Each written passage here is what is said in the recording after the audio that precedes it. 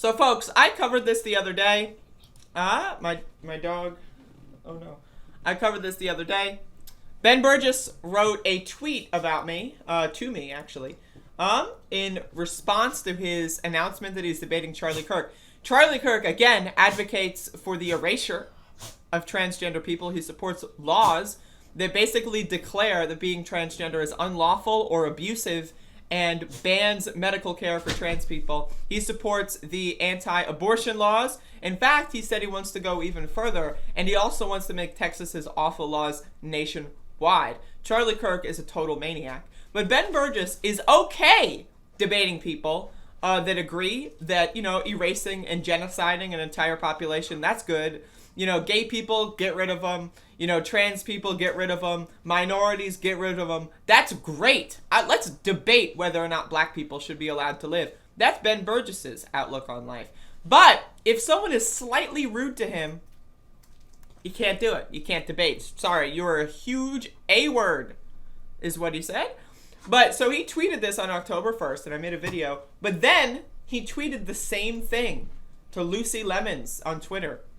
Now, you might be wondering, looking on the sidebar, the show page, his show page follows me. I don't know why. I don't know who runs the show page, but his show page follows me. So that's interesting. There's a lot going on there, but we'll get back into that later. So Lucy Lemon says, "Debate Andrea, you coward." Ben Burgis responds with, "Nah! She was a huge asshole to me in her initial video. And that's one of the very short list of reasons that I won't debate someone who wants one. Dash dash. I don't want to reward and incentivize that shit." Wait. But he's debating Charlie Kirk. He debated Charlie Kirk. You don't want to incentivize someone saying the shit word? That's no good. The shit word. Can't do it. The fuck word, that's too far. But debating Charlie Kirk, someone who in the year 2021 still believes in trickle-down economics, someone who literally advocates for abortion bounty hunters, that's fine. That's great. Let's debate Charlie Kirk, someone who thinks that transgender people should be executed. That's great. I love debating whether or not transgender people should be executed. That's wonderful. As long as he doesn't call me the fuck word. I don't want to reward and incentivize that shit. But I did 2 other debates on the same topic since all that happened. Yeah, and he lost. He got steamrolled. He debated Aaron Green, someone who's never even debated anyone before. Ben Burgis tried to pick an easy target, got destroyed. He got fucking demolished, right? And then he went on David Feldman's show to cry about how bad he got destroyed in the debate with Aaron. And David Feldman unloaded on him. He got destroyed. He got demolished. The guy's ego is fragile. And that's my problem with Ben Burgis. Now, again, I want to flex my credentials. I am not a Ben Burgis hater. I have his book, right? I guess I read the book. I mean, it's a pamphlet of some description. It's got a couple pages, right? I was a fan of Ben Burgis up until this saga. I gave him some very light criticism. Very light criticism. And he flipped the fuck out. And that's my problem with Ben Burgis, is you are not allowed to criticize him. He is one of those people whose ego is so goddamn massive that if you criticize him at all in good faith, you're done. You're canceled. The guy wrote a book about how canceling comedians is a bad thing, and he canceled me because I used the fuck word and the shit word. Meanwhile, he's begging Charlie Kirk to debate him, using charity as a carrot, to debate someone who supports mass genocide, someone who supports abortion bounty hunters, someone who wants a second civil war, someone who wants to install Trump as a dictator. That's fine. I'll debate someone who's a far right-wing fascist. That's great. But even having a conversation with someone who slightly disagrees with me on one topic, it's too much. It's too much. The reason why he's debating Charlie Kirk and not me is because he's a clout chaser. He wants to get some recognition. Hey, I debated Charlie Kirk. That's why if you look at his Twitter feed, it's just being like, oh yeah, in the debate with Charlie Kirk. Like that's an era for him now. That's like an event.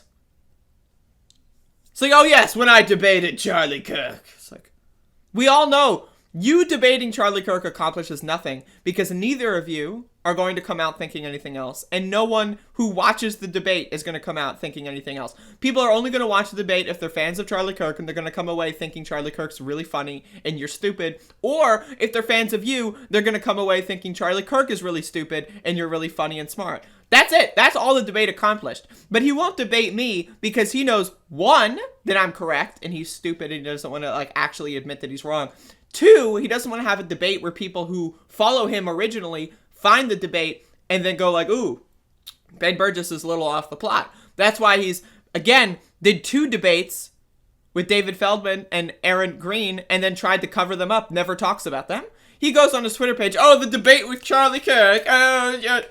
Does he go on his Twitter page going like, when I debated David Feldman on January 6th? No, he doesn't. He wants to cover it up because he got steamrolled. He got embarrassed. And again, I don't respect Ben Burgis at all anymore after this. I'm going to be honest. If you're going to write a book about cancel culture and how comedians should be able to have a free pass saying whatever they want, and then as soon as a comedian says a very, very light criticism of you, but uses curse words when they do that, and then you have a flip-out meltdown that lasts for 5 months, I'm sorry, I can't respect that. It would be like if I wrote a book, all right, about how everyone should be a vegetarian, and then I got caught in a candid photo eating chicken wings. It's literally, it's the definition of hypocrisy. You wrote an entire book on a subject that you're not going to follow. Why would I read a book if you don't believe the words in the book that you wrote? What's the point? You wrote a book about something that you don't believe. It would be like if I wrote a book about how great capitalism is. Why would you read it? I don't believe in it. It's a waste of your time, it's a waste of my time, and it's just not real. It's fake and it's dumb.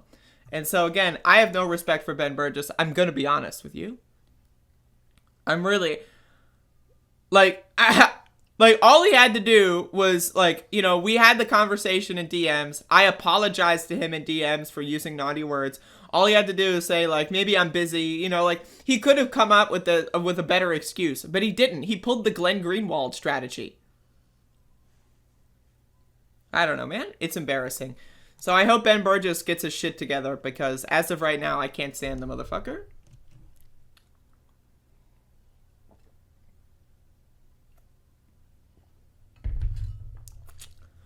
My strategy, Sal, that I would recommend is just peppering him with the reminders for the rest of his internet career. I'm not going to lie to you. I'm just being very transparent with my strategy here. I want to treat this like a Steven Crowder situation. The guy, first of all, is clearly afraid to debate me. Now, second of all, I'm also the nicest debater in the world. Can we talk about this?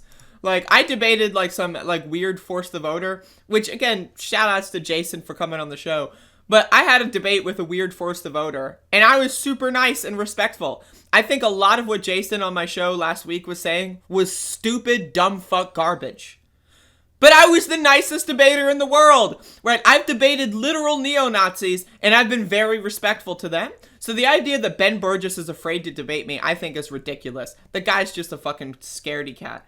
So again, I think it would be great if people just pester him for the rest of his career about it, because I think it's going to be funny, and I'm going to be streaming for the rest of his career. My career will outlast his career, and so as long as that happens, he's not going to escape the fact that he dodged a debate with me.